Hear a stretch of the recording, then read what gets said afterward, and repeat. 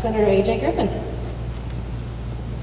Thank you, Jennifer. I'm going to start by saying thank you very much to the Logan County Republican women and to the first Capital Republican women in the Logan County GOP for this morning, and to then sigh a great big sigh of relief, because this event has been marked on my calendar because it shows that we're nearing the end of this process. I think we're all ready to see it be over.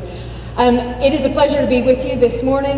It is definitely a pleasure to be standing before you as your state senator and to have had the honor and the privilege to represent the 20th District of the state of Oklahoma at the state capitol for the last 2 years. I want to start by introducing my team. We're going to start with my family, my husband Trey, if you stand up, and my daughter, my oldest daughter, Alexandra. Reagan is at the house. She and friends went camping down by the lake last night. She has a mess to clean up, so we left her at home. I also am very privileged today to have with me my grandmother-in-law, Eunice Griffin, matriarch of our family, and the remainder of my team. On the campaign trail, I have my campaign assistant, Lori White, who's one of my former students who, once you're a teacher, you stay a teacher forever. She asked me, she says, I want to learn about this process. And I said, well, come along, you can help me and you can learn while you're doing that. And then if you've ever had the privilege of calling my office, the wonderful woman that answers the phone, Kathy Barton, my executive assistant. And she solves many of your problems before I even know that they exist. Well, we're here today to talk about the role of your state senator. And I've had that privilege for the last couple of years, and I'm asking for you to give it to me for 4 more, because we still have some things that I think I need to accomplish and some messages that you have sent with me that need to go back to the state capitol. Now, this process of running for office, Laura will probably attest to this, is a little bit like an out-of-body experience. You're not really sure who has control of your life whenever you're doing this. But I'm going to tell you that whenever I'm doing the job, I'm firmly in control. And I am being your voice at the state capitol. The 20th District of the state of Oklahoma is a fantastic place. It spreads from the plains of the western part of Kingfisher County all the way to the rolling hills and the wooded areas near the Keystone Lake in the eastern edge of Pawnee County. It contains some of the most amazing communities in the state of Oklahoma: Guthrie, Perry, Hennessy, Turtleton, I'd never heard of that one, Hallett. These are amazing places full of wonderful people. And my job is to protect the way of life that all 75,000 people consider important. And I believe that I have done that, all 75,000 people. Now, I'm the incumbent in this race, which means that my opponent's job is to attack me and attack my record. And quite frankly, he's done a great job of it. But he's right on a couple of things. Gotten a couple of votes wrong out of the 4,500 that I've cast in the last 2 years. He's right. And he's right, there's a couple of areas where we just flat out disagree. And he's also correct that the Monday morning quarterbacks, they evaluate what we do in the state legislature after we've already finished it. I don't always agree with them either. Now, when you pull back the curtain of what I do at the state capitol, there is not a Wizard of Oz behind the curtain. There is no one pulling the string. Ladies and gentlemen, what you see is what you get. I'm an Oklahoma girl, grew up in Mays County, Oklahoma, married my husband after college at Oklahoma State, chose to make this community our home, and have worked my tail off for over 20 years to make Oklahoma, Guthrie, and now the 4 counties of the 20th District the very best place to live, work, raise a family, and start a business. And I need to continue to do that on your behalf. There is no puppet master. You get me, flaws and all. Trey, Alex, would you guys please distribute that? Now, my opponent is going to attack my record, and he's right on a couple of things. He's going to refer to a couple of votes that I have made.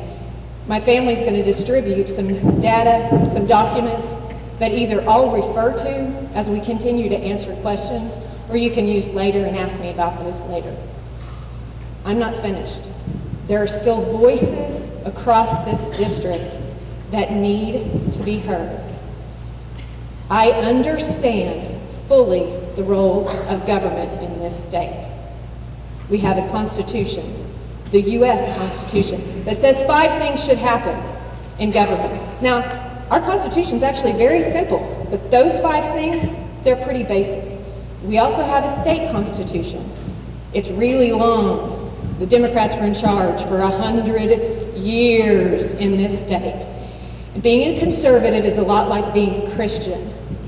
The world pulls you in one direction, and you have to resist and try to come back. And like we teach our girls, you live in the world, but you're not of the world. But we're not perfect. We're all fallible. I need your help, I need your support, and I look forward to your questions.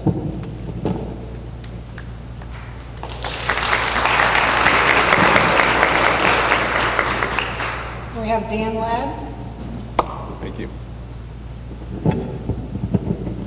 Thank you very much for coming. I appreciate the Republican women and the GOP putting this together, and I think there's about 12 of you that are here on your own. The rest are all here supporting candidates, and I appreciate you all being here. But wow, what an introduction she got. I ought to explain the little huddle that's here was Jennifer kindly reminding us of the rules and stuff, and you notice that she moves up and lets us know when our time, we have 10 seconds left. And I appreciate Jennifer moderating us and gently giving us reminders. Some of us need more reminders than others. She's right. I have pointed out her voting record, because if her voting record was decent, I would not be here. I'm here because she did not uphold her oath. She doesn't want me to talk about this previously, but today she wants to talk about it. And so I'm glad you got a flyer. Hopefully somebody out there can share one with me so I can see what you've been told and might be able to correct it in the next 20 minutes. My name is Dan Ladd. I've been on boards with AJ here in Guthrie. I have a business here on Wentz, just down the street, half a block. It's an engineering firm called Inline Press. My wife Nancy is here. She married me 31 years ago. She was my first and last double-blind date. She was 15, I was 16. We have 3 grown kids, and that's why they're not all here. They're out changing the world. 2 of them are missionaries, and I really appreciate what they're doing. My son is an instructor in international rescue and relief. He's currently teaching search and rescue techniques to students. He and his wife live in Bethel, or Redding, California, and go to Bethel.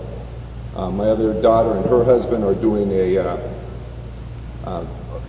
got a group called YWAM, Youth with a Mission, in the Yosemite Valley, and they're ministering to people there the truth of Jesus Christ. And my other daughter is married. She has what we call our 4 grandsugars, 2 natural grandchildren and 2 foster grandchildren, because we see the need for foster parents coming up and impacting lives. And so we've had them move in with us so we could also help raise those children that have been abused. AJ's record isn't good, and that's why I'm here. I went to her, Nancy and I met with her, tried talking to her, tried getting her feel on Common Core, tried getting her feel on the United Nations and the Agenda 21 that's so directing our state and affecting our farmers and soon to be our businesses and our population. And we cannot tolerate this. After an hour and a half of discussing it with AJ, we couldn't get where she felt. She kept giving the runaround, wouldn't commit on Common Core. She actually spent most of the time telling us how great it was for her 2 daughters. And I knew that that wasn't acceptable for Oklahoma. I had no ambition of running and being a politician. I'm a statesman. I want to bring change. I have a ministry called Father's Heart Ministry. It's a nonprofit. We go in and we help those that aren't getting helped by big organizations. They fall in the crack. They need heat. We find a way to get them heat. They need glasses. They need little things. We help with the food pantries. We work on a small level because the government doesn't do a good job. AJ's record is 73% in the conservative ranking, and that's shown in the Oklahoma Constitution paper. We need people that are 100%. She took an oath that she'd be 100%. She took an oath saying she'd uphold the Constitution 100% of the time against all threats, foreign and domestic. She got a 73 on that scale. She got an A with the Sierra Club. She voted the way they wanted to every time, showed up for every vote. Jason Murphy got an F. I asked Jason if I could share that. He's proud. He said, could I get lower than an F? I said, no. He says, well, then I got to be happy with an F because that's a bad group. That's why I'm running.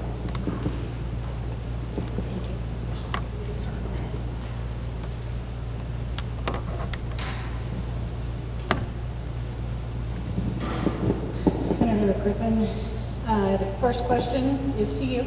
It's good to both of you, but since you were the first to speak, what does conservatism mean to you?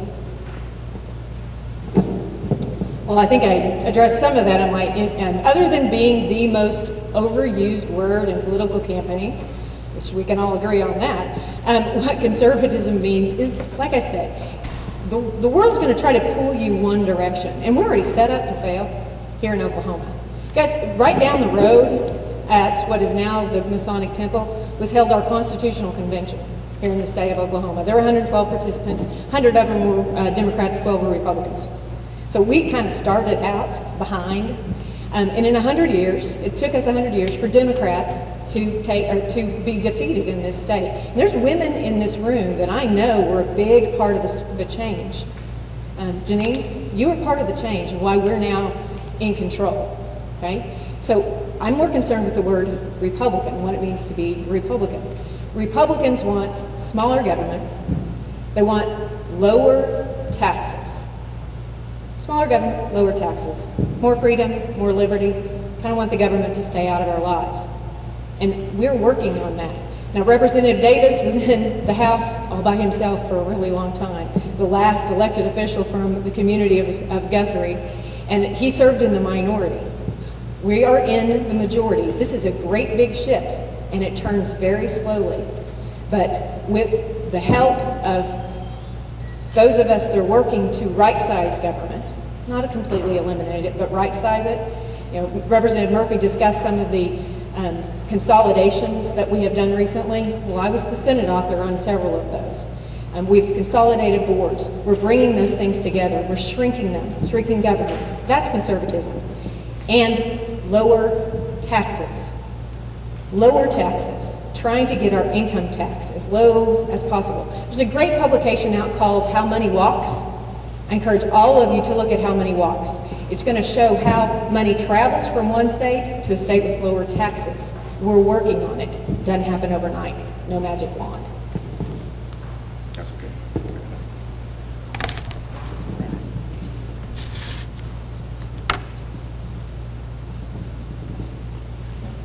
We're okay to proceed?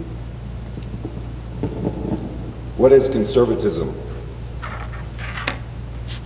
I put some notes because we had that question before and it's significant.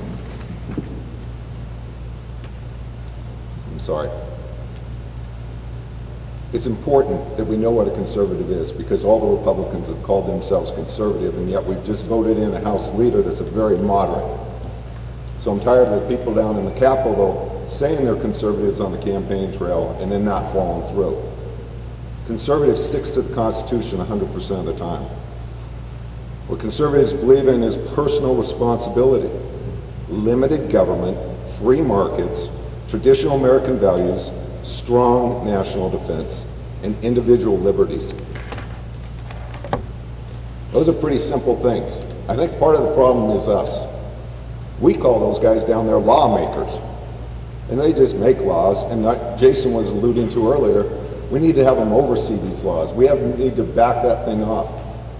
They pride themselves in the fact that they put forth 2,000 laws each year. That's ridiculous. We need to get back to the Constitution. AJ referred to it as having 5 points. It doesn't. There's 18 enumerated powers that were given in the Constitution. She might have been alluding to the fact that she narrowed them down to 5, but she needs to get that Constitution down and needs to vote that way. You need a senator that will consistently do that. You need somebody that knows individuals and serves individuals and does not rule. There's a big difference between serving and ruling.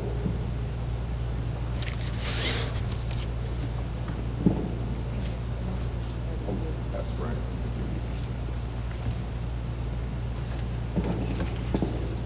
This is a two-part question. How will you push back against the federal government? And how will you work to make Oklahoma strong with state constitutional rights?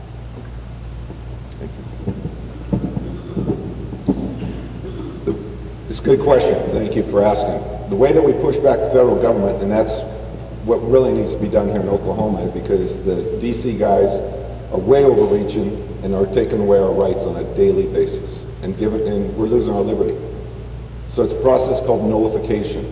They've worked it out real well already for the Obamacare penalties. And so if you walk through, the states have the power to tell the federal government, because we gave the power to the federal government. So we need to tell the federal government, you've overstepped the Constitution on this. This is not a constitutional issue. This is a state level.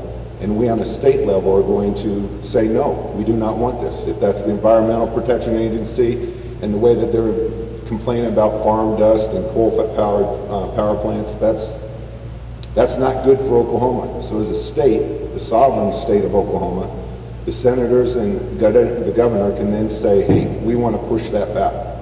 The second part of the question was, how would I do it? How will you work to make Oklahoma a strong By state educating, with constitutional rights? by educating the Capitol, reminding them of the fact, reminding of the Constitution. There's not a lot of real high-ranking constitutionalists down there. We need to get back to the Constitution. That's when we've gotten away from it is what has caused the problems that we're seeing today. So education of the people down in the Capitol, and then taking action and being able to remind the federal government their position. Need me to restate the question?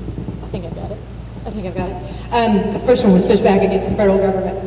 The first thing that we need to do, ladies and gentlemen, is recognize the fact that we are a recipient state.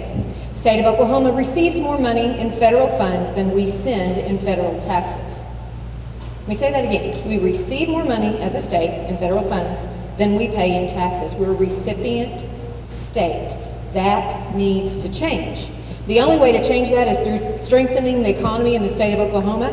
We're a recipient state because we have a lot of poor people and we have a lot of sick people.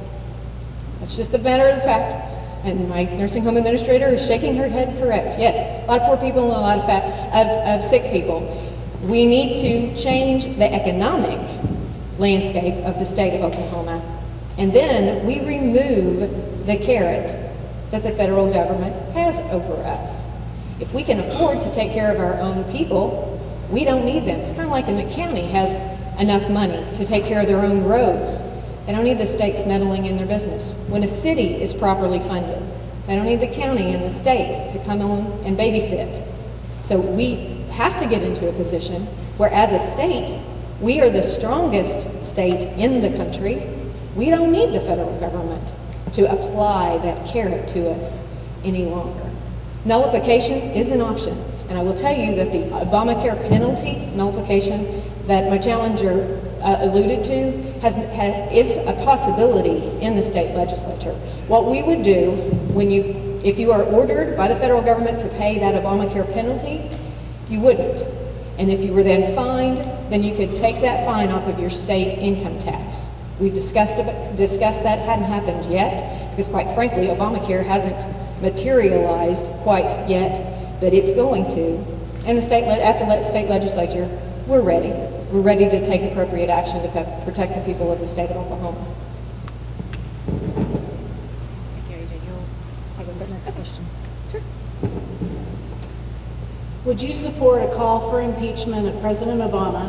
How many laws does it have to violate before being held accountable? When I said lawmakers don't act on their own, they need a team, we got one in this country that thinks he does, that he can all by himself. There is no doubt that the president has probably made numerous impeachable offenses and that it is appropriate for the House to call for his impeachment. We've got a problem. In an impeachment proceedings, the Senate, the U.S. Senate, acts as the jury, and we're not in charge. We need to fix that. Folks, we have got to restore power to the White House, to the Republican Party. That's the way we win, is we actually literally win. Do you know that Democrats still outnumber Republicans in the state of Oklahoma? In the reddest of the red, we are still the minority. And while the Democrats are selling hope and change, quite frankly, we're selling blame and shame. It's not going to work. If we're going to take it back, we need to take it back by doing what makes sense. We need to win. No, I'm good.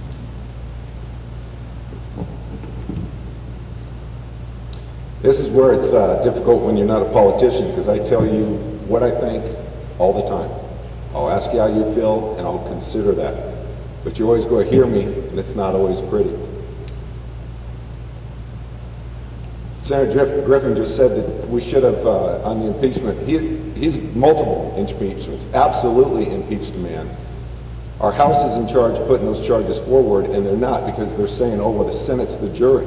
They should still put those charges forward. The American people are fed up. So thank you.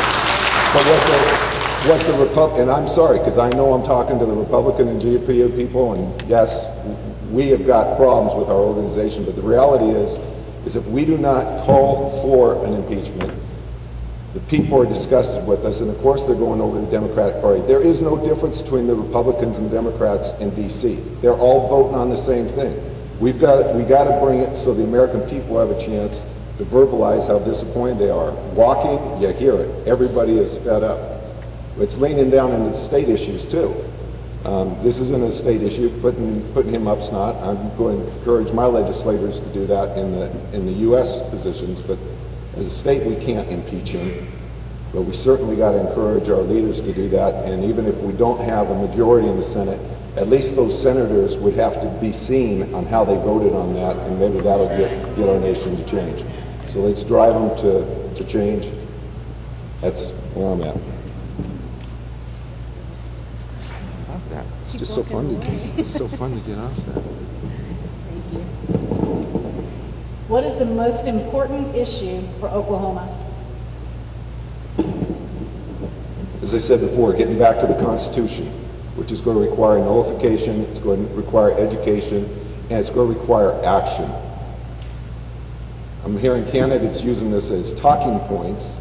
What we need to do is go back and look at our talking points from 2 years ago and were they upheld? And did they take action?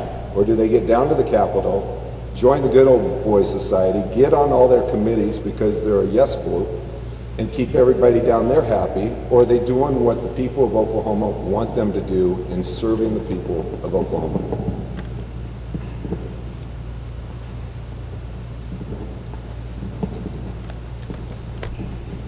My husband and I have been married 22 years, and he has always told me, and I would go, oh, no. And he would say, honey, it's about the money.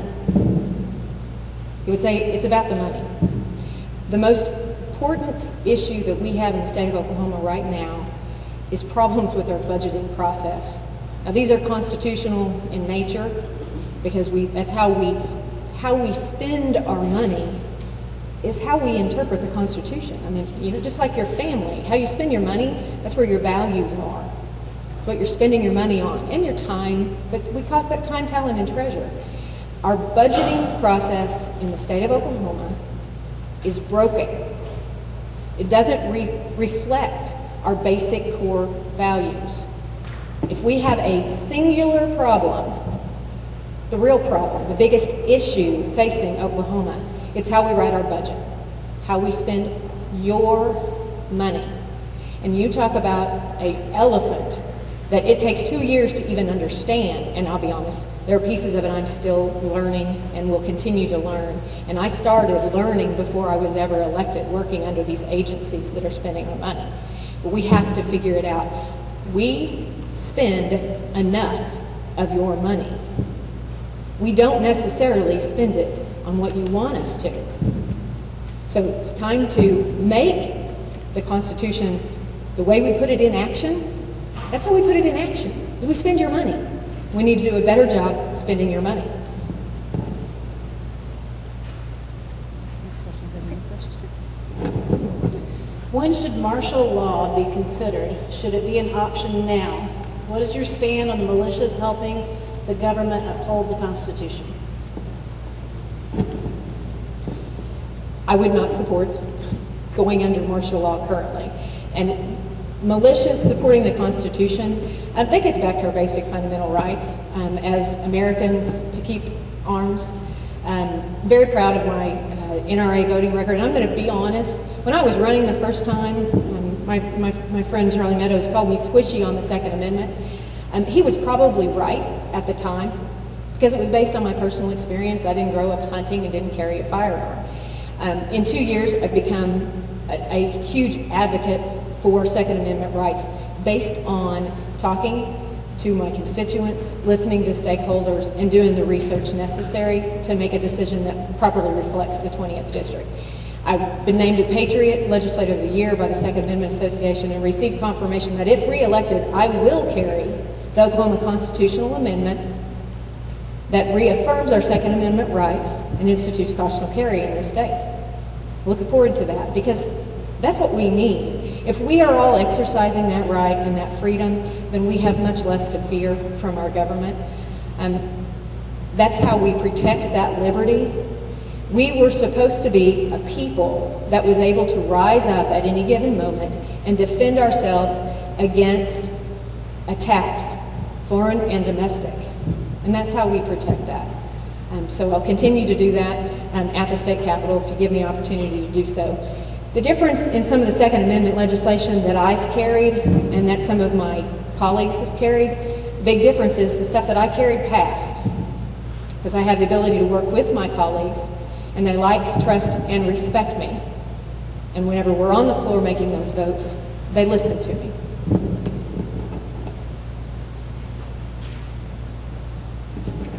Let me say the question one more time, because I think we got off track. Okay. When should martial law be considered? Should it be an option now? What is your stand on the militias helping the government uphold the Constitution? Now I know why she got off track, and I'll probably do the same. But no, martial law should not be declared now. The only people that are standing up are those that want the Constitution reinstated and for us to live by it. So we don't want martial law. That's trying to slow us down. What we need to do is get involved in the things, and as AJ talked about the pro-life, you know, we're both pro-life. I want you to know that. And I'm just involved in the pro-life movement. I don't just go to their banquets. I'm involved on almost a daily basis with our local crisis pregnancy center. I'm very Second Amendment. It's not about guns, it's about arms, because it's to defend ourselves from an overreaching federal government.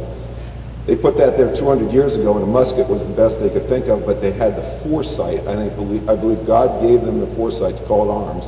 So it's not legislation to hold us to just what our muskets will do. It's so that we can stand up against a very bad federal government that is way overreaching its bounds and is trying to control us. And they are supposed to be working for us. So we need to stand up against that. So the martial law issue is a big concern because it will be declared, and it's most likely to be declared against the people in this room than any other group in America at this state by the leadership we have in D.C. First. It's just fun to put the mic down, so that's what happens every time. Okay. How do you feel about the recent lowering of the tax ratio for Logan County, the first county to do so since law change in 1996? Thrilled. Everybody's thrilled when taxes go down. The reality check is we've got 2 more bills coming up that'll be at the special election where they'll ask for more money and extension money. So the thing is, we're not spending the money wisely. We're taking plenty. So I'm thrilled with the tax cut. But we're going to have to make some very tough decisions. And what it comes down to is government overreach, government doing everything for us. There's a book called Not Yours to Give. It's excerpts from Davy Crockett's life. And it tells us that government doesn't have the right to meet a compassionate need. And our government has taken the joy of compassionate giving away from us. They take care of all the needs that the church was really created to do. The Lord set it up so that we would take care of the orphans and the widows, the poor and the needy. But our government now does that, and if the church gets involved, it's that lie about separation of church and state. The state's got to stay out of our religion. That's absolutely true.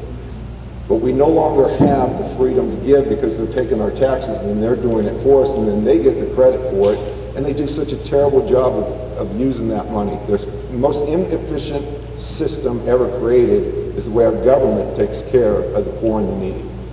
We do much better at that. We need to get back to people taking care of the local people through the church, through social organizations, and get the government out of that.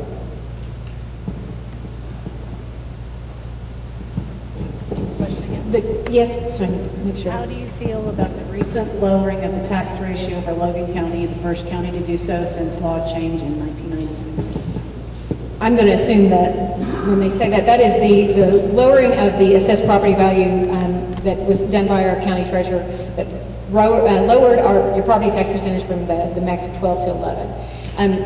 Obviously, I always support lower taxes. That particular, I think we could have probably handled that a little bit different. Obviously, the treasurer was perfectly within her assessor. Okay, thank you, Clerk. Troy, I appreciate that. The county assessor, thank you. Not the treasurer. Sherry wouldn't be very happy with me. We needed to communicate a little bit better with the stakeholders. That was something that impacted the schools in Logan County. Took money immediately out of what they were expecting. I wish we'd have talked about it and had a little more back and forth about the timing of when that had occurred. But other than that, obviously, the assessor, that was well within her authority. She made the right decision. Anytime that we can lower property taxes and can do that, we should do that. I know that the schools have adjusted and they have made that change. I know that our other county officers that affected have made the change. Their offices are still up and operating. We probably could have done that with a little bit more communication back and forth, but you know, I've learned anything in government in a couple of years is that hindsight is definitely 20/20, and I have a feeling if all the players could have done things differently, that it probably improved the process. I think Mr. Ladd also alluded to the potential of an extension of a sales tax increase that is being proposed by the county that would lower the sales tax increase that was voted on 10 years ago from 1 penny to 3/4 of a cent. I'm going to be honest, I haven't studied that enough to weigh in on that at this point. I'm always for lower taxes.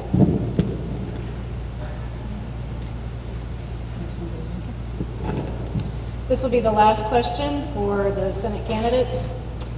What percentage of your campaign funds have come from lobbyists or PACs that employ a lobbyist? Honestly, at this point, I'm not really sure. I'm going to tell you this. This is an extremely expensive process. It really is, especially when you have 4 counties that you're attempting to cover. And then once you're elected, you still have a lot of expenses. And I took a significant pay cut when I took this job. Plans to have another job so that I could supplement our income. And God's been really good to us, and that hasn't been, well, quite frankly, it hadn't been possible. If you want to know my campaign finances, you're welcome to look at the Ethics Commission report. By the way, I did carry the legislation that will improve that process, so it'll become even more transparent. I do accept money from PACs. I accept money from individuals that support me and my cause and the things that we're trying to do. Doesn't buy anything at all, maybe a little bit of time. My husband's been trying to buy things for me for a long time. He's pretty good at it too. But this is part of this process. When those people choose to step up and support me, quite frankly, that's an answer to prayer. My vehicle has 119,000 miles on it, and it is a 2011.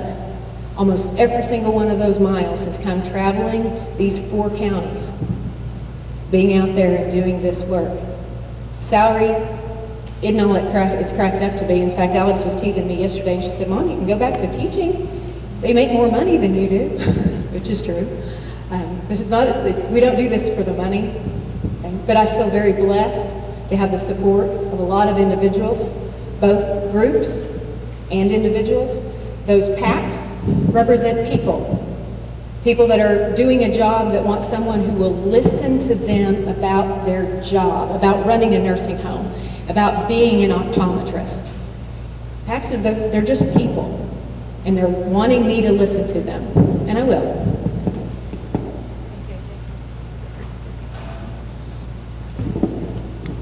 What percentage of my campaign came from PACs and lobbyists? Well, I've got a huge campaign group. Nancy? I think we had 5 people that gave us $1,000. 3 of those, I'll admit, were close family members. And we had 2 people give us $500. We had $5,000 offered to us from a pact, and I said, no, not interested. She said it's expensive doing this. It can be expensive. If you need to buy your position, it's very expensive. She mentioned the ethics report. It is out there. Unfortunately, you won't get the updated version until after you voted. So you won't be able to see where what we refer to as the dark money lies. But by the Sierra Club vote that I mentioned earlier, you can probably see where a lot of her contributions came from, because she voted and got an A rating with the Sierra Club. If you're like me and my family, the Sierra Club has not helped us at all. Sounds great, they got pretty ads, but they're not good for Oklahoma at all. Small business, agriculture, Sierra Club is the wrong group to party up with and to take funds from. So I have not taken any money. Campaigns cost us, I don't know, Nancy's in charge of numbers, but I think we're about $8,000 that we've put into this total. Is that $9,000? So not interested in being bought. I really respect Jason Murphy. He went down and put a big old sign on his office door. Lobby money is not accepted and not welcome here. And we've had 3 other, well, there's 2 representatives and 2 senators that have chosen to have that too. If you want to be represented by the big money, dark money, you can do that. But if you want your voice to be held, if you're a small business, if you're not all tied up with all the other things, you're going to want somebody that doesn't take money from other sources like that.